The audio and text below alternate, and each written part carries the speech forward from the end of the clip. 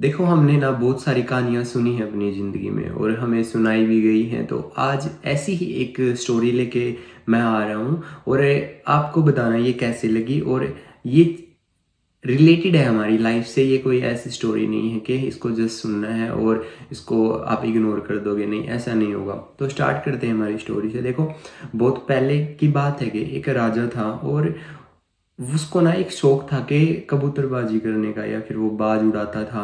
और उनके साथ एक कंपटीशन होता था, जो और राजा होते थे उनके साथ भी, कि हाँ भाई, किसका जो पक्षी है या बर्ड है या ईगल है वो कितनी देर तक आसमान में टिका रहता है। तो ऐसे ही ना एक मेहमान आता है उनके घर पे एक दिन मिलने। तो वो उसके लिए ना दो बाज लेके आता है और जंगल से लेके आ जाता है वो बाज। और वो बाज ऐसे होते हैं कि ना वो बहुत ज़्यादा उड़ते थे। वो बाज बहुत ही ज़्यादा उड़ते उड़ते थे। तो राजा उनको रख लेता है और राजा के पास जो ट्रेनर था, राजा फिर उसको बुलाता है कि भाई, आपको ना इनकी ट्रेनिंग करानी है। और ट्रेनिंग ऐसी करानी है कि मतलब ये बहुत ज़्यादा ऊपर उड़े, ये सबसे ऊपर उड़े और ये बेस्ट बने। मतलब जो कंपटीशन होगा उसमें ये विनर रहेंगे। तो जो ट्रेनर होते हैं वो ट्रेनिंग करानी स्टार्ट कर देते हैं। अब वो उसी जंगल में चले जाते हैं ट्रेनिंग कराने जहाँ पे वो बाज उड़ते थे। तो उनमें से जो एक बाज होता है ना, देखो, वो बहुत ऊपर उड़ता है, बहुत ज़्यादा ऊपर, मतलब कि वो अपनी बेस्ट परफॉर्मेंस देता है। पर जो एक दूसरा बाज होता है ना, वो एक डाली पर बैठा रहता है, वो उड़ता नहीं है। तो जो ट्रेनर होते हैं ना, उन्होंने बहुत कोशिश की कि भाई मतलब ये उड़े और ये दोनों अच्छी परफॉर्मेंस करे। बट वो जो एक बाज था ना, जो डाली पे बैठा रहता था, वो नहीं उड़ता है बिल्कुल भी। तो उन्होंने एक दिन राजा जाता है उनके पास और पूछता है कि भाई क्या हुआ, कैसी चल रही इनकी ट्रेनिंग। तो वे बताते हैं कि देखो, एक तो बहुत अच्छी परफॉर्मेंस कर रहा है बट एक उड़ नहीं रहा है बिल्कुल भी, वो एक डाली पे ही बैठा रहता है, उसका मन नहीं है। तो राजा बोलता है कि भाई, विदेश से बुलाओ ट्रेनर। जो दूसरे थे, जो दूसरे राजा थे, उन्होंने उनसे कांटेक्ट किया, जो उनके ट्रेनर थे ना वो बुलाए उन्होंने। उन्होंने आके भी भाई उनको बहुत बाज को लुभाया और जैसे ट्रेनिंग होती है वो सब कराई, उसको समझाया, बट वो नहीं उड़ा। तो क्या होता है, कुछ समय बाद ना एक वो प्रैक्टिस करवा रहे होते हैं बट वो नहीं उड़ता है। तो कुछ समय बाद ना एक 80-90 साल का एक बूढ़ा आता है गांव से। तो वो देखता है कि भाई ये ट्रेनिंग करवा रहे हैं इनकी उड़ने की। तो वो राजा को बोलता है कि भाई क्या बात है।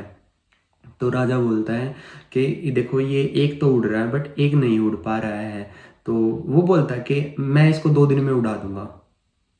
तो राजा शौक होता है कि भाई तू कैसे उड़ा देगा, इतने बड़े बड़े ट्रेनर आए हैं, उन्होंने तो कुछ भी नहीं किया, तू कैसे इसको उड़ा सकता है। तो वो बोलता है नहीं, मुझे बस 2 दिन चाहिए। तो राजा बोलता है ठीक है, 2 दिन बाद देखते हैं। तो 2 दिन बाद जो होता है ना, वो बाज ना उड़ जाता है और जो पहले वाला बाज था ना उससे भी ना बहुत ज़्यादा ऊपर उड़ता है। ऐसे मतलब ऐसे सूं करके, मतलब इतनी स्पीड होती है उसकी, बहुत ज़्यादा। तो राजा बुलाता है उसको कि भाई तुमने ये कैसे किया। तो उसने क्या किया होगा बताओ आप मुझे, सोचो। उस आदमी ने क्या किया, जिस डाली पे वो बाज बैठता था ना, वो डाली काट दी। तो यहाँ से एक पॉइंट निकल के आता है, हमें सीखने को मिलता है कि जो हमारा कंफर्ट जोन होता है ना, वो बहुत ही डेंजर होता है। और जब तक वो रहता है ना हमारी लाइफ में, तो ना हम ना तो ग्रोथ कर पाते हैं, ना ही अपॉर्चुनिटी देख पाते हैं, और हमेशा एक ब्लेम वाली ज़िंदगी में जीते रहते हैं कि नहीं, मेरे अंदर कमी है, या फिर मैं ऐसा हूँ, या कोई मुझे प्यार नहीं करता, या सब मेरे साथ ही ऐसा करते हैं। देखो, मैं आपको एक चीज़ बताता हूँ, you are the best version. जो आपका एक वर्जन है ना बेस्ट, वो आप ही हो। ठीक है, अपने को इतना मतलब डाउन टू अर्थ रखो, कोई दिक्कत नहीं है, बट खुद को इतना वो ना दो ब्लेम कि भाई आपको फिर वहाँ पे सरवाइव करना ही मुश्किल हो जाए। इसका रिलेशन इन कंफर्ट जोन से बहुत ही कनेक्टेड है। अ, तो अपनी पोटेंशियल को ना पहचानना सीखो, जो आपकी पोटेंशियल है उस पे काम करना सीखो। और इन चीज़ों के लिए हमेशा हमें ना एक चीज़ की ज़रूरत होती है, डिसिप्लिन। विदाउट डिसिप्लिन के कुछ भी नहीं हो सकता है। देखो कंफर्ट जोन, मैंने पहले भी बात की है इस टॉपिक पे, आज फिर मैं दोबारा कर रहा हूँ। कंफर्ट जोन आपको बस स्ट्रेस फ्री कर रहा है कुछ टाइम के लिए, बट उसके बाद जो आएगी ना स्ट्रेस, वो ऐसी आएगी कि आपकी पूरी लाइफ उथल पुथल हो जाएगी। आपको समझ में भी नहीं आएगा कि मुझे करना क्या है आगे। तो आप टाइम रहते उस चीज़ पे काम कीजिए, अपने कंफर्ट जोन से बाहर निकलिए। उससे बाहर निकलने के लिए आपको कुछ भी नहीं करना है, अपना डेली रूटीन फॉलो करना है। जो भी आपका अच्छा रूटीन आपने बना रखा है, बस उसको डेली फॉलो कीजिए। और एक चीज़ याद रखो, देखो कुछ चीज़ें ना अपनी लाइफ में ना हिडन रखना स्टार्ट कर दो, अपना डेली रूटीन सबसे पहले। बिकॉज जब आप अपना डेली रूटीन बताते हो ना किसी को, तो आप कहीं ना उसको अपनी पूरी लाइफ रिवील कर देते हो कि हाँ मैं ये कर रहा हूँ, और सामने वाला एक जजमेंट कर देता है कि हाँ बस ये इतना ही कर सकता है, और इसका लेवल इतना ही है, और यहाँ तक ये जा सकता है। मैंने पहले भी बोला था इस अपनी वीडियो की फर्स्ट उसमें वीडियो में कि आपको बताना नहीं है किसी को भी कि आपका जो मेन मोटिव है वो क्या है, आप किस लिए सक्सेस कर रहे हो, किस लिए मेहनत कर रहे हो इस चीज़ पे। तो चीज़ों को ना थोड़ा सा समझना स्टार्ट कीजिए और फिर उन पे काम करना स्टार्ट कीजिए। देखो एक और मैं आपको बताता हूँ, एक छोटी सी स्टोरी है। एक एक मोटिवेशनल स्पीकर होता है, वो बहुत सारे उसके आगे बैठे होते हैं लोग। वो एक 500 का नोट निकालता है, बिल्कुल करारा, बिल्कुल साफ सुथरा नोट। वो उसको दिखा के बोलता है कि किसको चाहिए। तो 90% लोग कहते हैं मुझे चाहिए, मुझे चाहिए, मुझे चाहिए। तो वो देखता है कि ठीक है इसकी डिमांड हो रही है अभी। अब वो उस नोट को रोल कर देता है, बिल्कुल ऐसे रोल बना देता है, ऐसे उसको मतलब हम जैसे कागज को नहीं वो कर देते, बिल्कुल रोल बना देते हैं, वो ऐसे कर देता है। फिर पूछता है अब किसको चाहिए। तो लोग क्या कहते हैं, हमें चाहिए, हमें चाहिए, बिकॉज नोट तो 500 का ही है, क्या बात है, सीधा कर लेंगे, सीधा करके प्रेस कर देंगे थोड़ा सा उसको।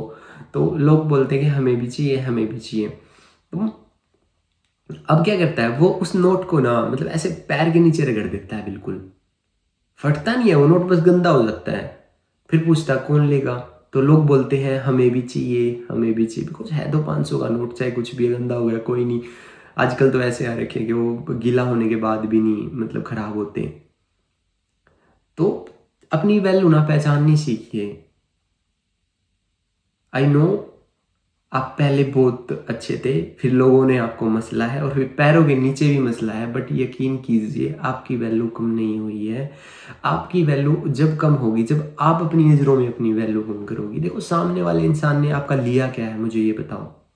कुछ भी नहीं लिया है। अगर आप बोलोगे ना कि नहीं उसने मेरे साथ गलत, भाई उसने कुछ गलत नहीं किया है, गलत आप कर रहे हो अपने साथ। और जब आप अपने साथ गलत कर रहे हो, वो तो आपको दिख नहीं रहा है, सामने वाला करके चला गया, वो आप रोते फिर रहे हो उस चीज़ के लिए। तो चीज़ों को थोड़ा सा समझना स्टार्ट कीजिए और अपने कंफर्ट जोन से बाहर आइए और आके देखिए दुनिया कितनी अच्छी है, कितनी प्यारी है। बस एक स्टेप लेने की ज़रूरत है, उसके बाद लाइफ इतनी अच्छी हो जाएगी, मस्त बिल्कुल, कि आप इंजॉय करना स्टार्ट कर दोगे अपनी लाइफ में।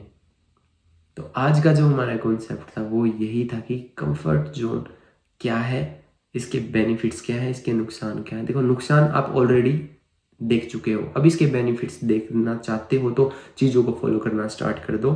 तो मिलते हैं नेक्स्ट कॉन्सेप्ट में इसी तरह कुछ नए अंदाज से। तो जुड़े रहिए हमसे, बाय।